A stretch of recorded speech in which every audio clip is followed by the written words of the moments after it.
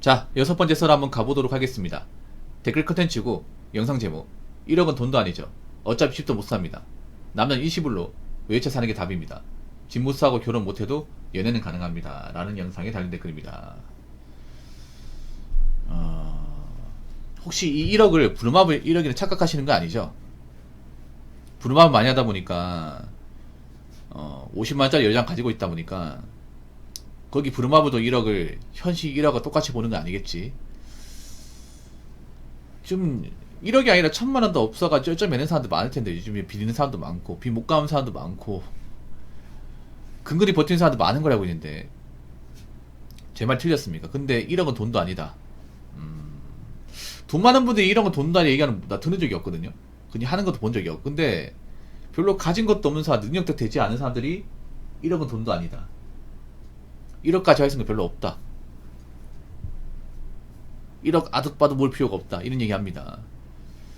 참 이상하지 않나요? 적어도 1억의 가치를 노래하려면 1억을 가지고 있는 상태에서 얘기해야 되지 않나? 근데 1억이 어떤 건지 눈으로 보지도 못했고 만지지도 못했고 경험하지도 못했는데 그런 사람이 1억의 가치를 논한다는 게 웃기지 않습니까?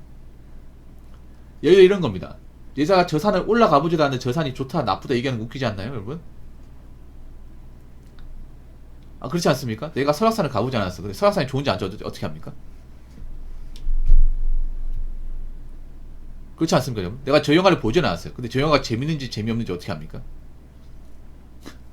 안 봤잖아요. 어떤 건지 느껴보지 못했잖아. 가지고 있지 못하잖아요. 근데 어떻게 판단합니까? 그걸 판단할 수 있다는 것 자체가 웃기지 않습니까? 1억도 가지 못한 사람들이 많은데 무슨 자격으로 무슨 잣대로 무슨 기준으로 본인들이 1억의 가치를 저울질하는 겁니까? 당연히 1억 가지고 있으면 집도 못 사요. 집 못 삽니다. 근데 집 못 산다고 돈을 모아야 될 필요가 없을까? 돈은 필요합니다. 무조건 많이 있어도 필요하고 현금이 무조건 필요합니다. 현금을 써야 되는 경우는 늘상 발생합니다. 늘상. 과연 앞으로도 집 필요 없을까요? 지금 월세 산다고 평생 월세 살 거예요? 월세? 월세 가격 오른 거 생각 안 합니까?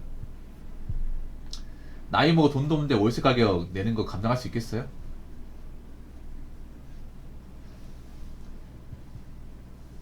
나중에 돈 쪼들려봐야 이 돈의 소중함을 알겠죠? 남자는 20으로 외차 사는 게 답이라고요? 외차가 밥 먹여줍니까? BMW가 밥 먹여줘? BMW가 네 인생 책임집니까? 가진 것도 없는데 집도 없는데 차 하나 가지고 있다고 뭐 그렇게 되나는 거야? 뭐 차는 뭐 나중에 비싸게 팔 수 있습니까? 여러분 독일차 새 차 값을 사고 비싸게 파는 거 봤어요? 내가 차 살 때 가격보다? 그런 거 한 번도 없죠. 뭐 차 사면 끝이야? 유지비는 생각 안 해? 차에서 먹고 자고 하시려고요? 차에서 먹고 자고? 아직 집의 소중함, 현금의 소중함 잘 모르는 것 같은데 돈 소중합니다 이게.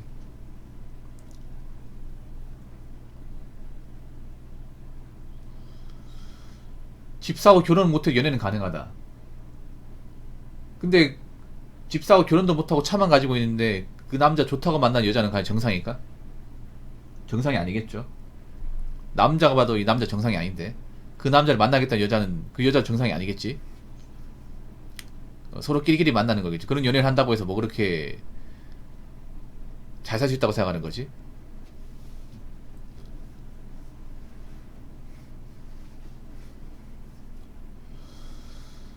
1억은 큰 돈이에요. 큰 돈. 엄청나게 큰 돈입니다.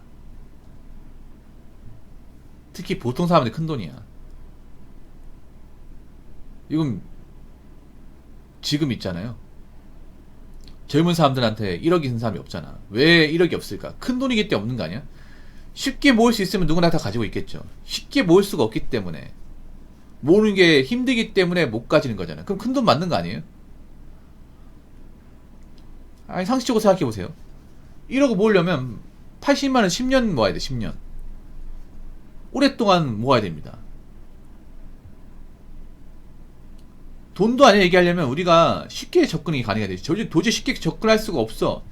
우리가 현실적으로 말씀드리자면 절대 다수 월급쟁이고 월급쟁이 다 뻔하단 말이에요. 대기업 다니는 사람 아닌 이상 버는 거 뻔하단 말이야. 그럼 그 돈 쪼개가지고 돈 모으려고 하면 진짜 오래 걸려. 오래 걸리고 중간에 변수도 많아. 직장 그만둘 수도 있고 갑자기 큰 돈 나갈 수도 있기 때문에 그런 거 다 차치하더라도 1억을 모으는 건 정말 오래 걸려요. 작은 돈이 금방 걸리겠죠. 큰 돈이기 때문에 오래 걸리는 거야. 그리고 중간에 모으다 포기하는 사람도 생기고 그만큼 큰 돈이에요. 맞잖아요. 아니 생각해보세요. 우리가 일반적 동산이야 동산. 고바위 가지고 산일 얘기하셨잖아요. 왜? 쉽게 넘어갈 수 있으니까. 쉽게 넘어갈 수 있으니까 그럼 고바위 산을 안 부르잖아. 근데 예를 들어서 큰 산이다. 여러분 큰 산은 쉽게 넘어갈 수 있습니까? 못 넘어가잖아요. 오래 걸리잖아. 하루 낮자고 가야 되잖아요. 그럼 그거 산이잖아. 맞죠? 누가 봐도 큰 산이지 않습니까?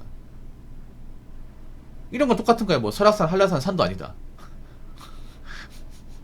아니 누가 산이야. 높은 산이에요. 올라가려면 하루 왼종일 가야 돼. 그리고 체력도 많이 소모되고 마음 편하게 올라갈 수 있는 산이 아니잖아요.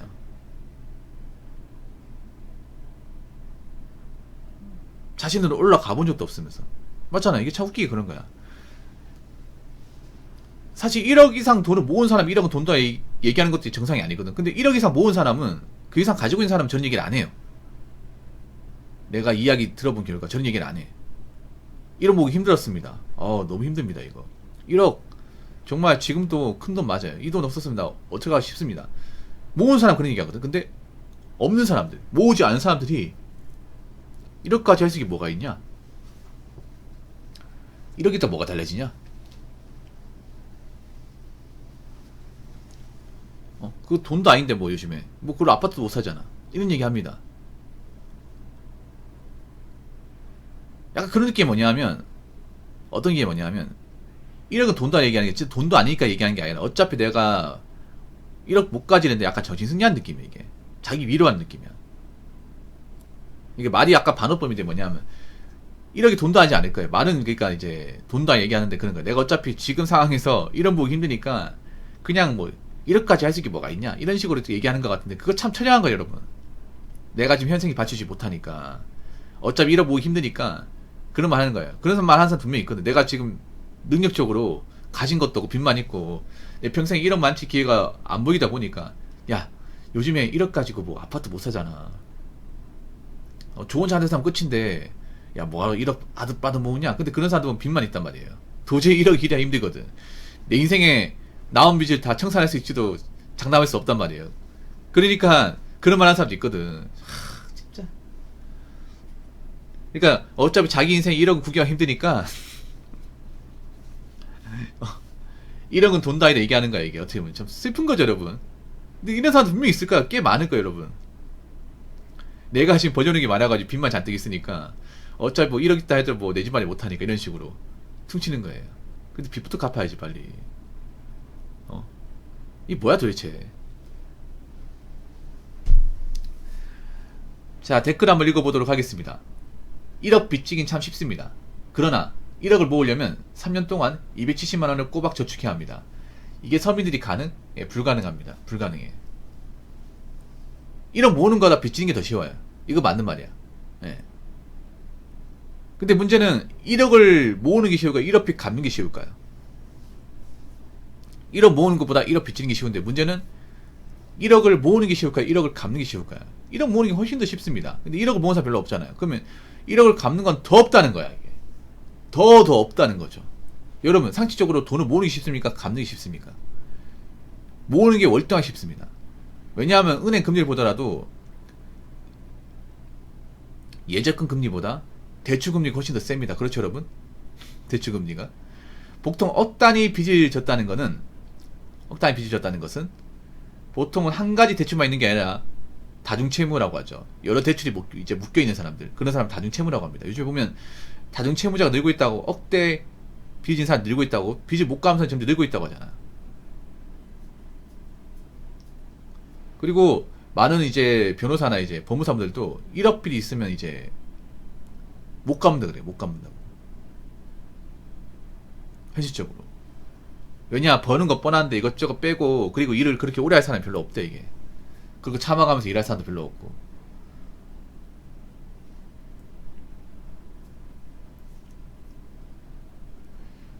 일억을 모으려면 3년 동안 270만원. 와. 얼마나 벌어야 될까, 그러면? 달에 못해도 한 세후 350만원 벌어야 돼요. 세후 350이면 뭐 5천만원짜리 직장을 다녀야 되는 건데,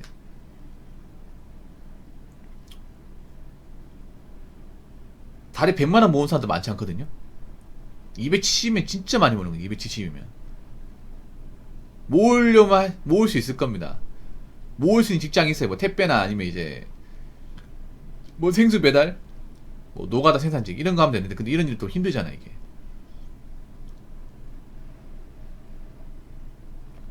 사회초년생 150만원에서 5년 모으는 게 현실적이야. 아, 근데 그것도 힘들어요. 많이 힘들어. 많이 힘들어요. 그걸 그렇게 하려면, 일단 차가 없어야 되고, 차가 없어야 되고, 그리고, 부모님 집에 같이 살아야 돼, 부모님 집에. 부모님 집에 같이 살면서 부모님한테 생활비 같은 거 안 드려야 돼요. 그래야 이 150만원 모을 수 있어요. 근데 내가 부모님 집 얹혀 사는데 생활비 안 드릴 수는 없고요. 그리고 내가 살아가는데 기본적인 용돈 필요하고, 그러면 150 넣는 거 진짜 어려워요. 많이 어렵습니다. 100 넣는 것도 사실 쉽지 않습니다, 이게. 아무튼 여러분 있잖아. 아무리 뭐 1억이 예전에 비해서 좀 가치가 낮았다 하더라도 1억은 일반 사람한테 큰 돈이에요. 내가 1억이라는 산을 가본 적이 없는데 함부로 1억이라는 이 가치를 평가하지 맙시다. 일반 사람들은 언제나 큰 돈이고 앞으로도 큰 돈일 겁니다. 왜냐? 가지고 있는 사람이 얼마 없기 때문에, 많지 않기 때문에. 무슨 말인지 아시겠죠? 자, 이상으로 6번째 썰 마치도록 하겠습니다.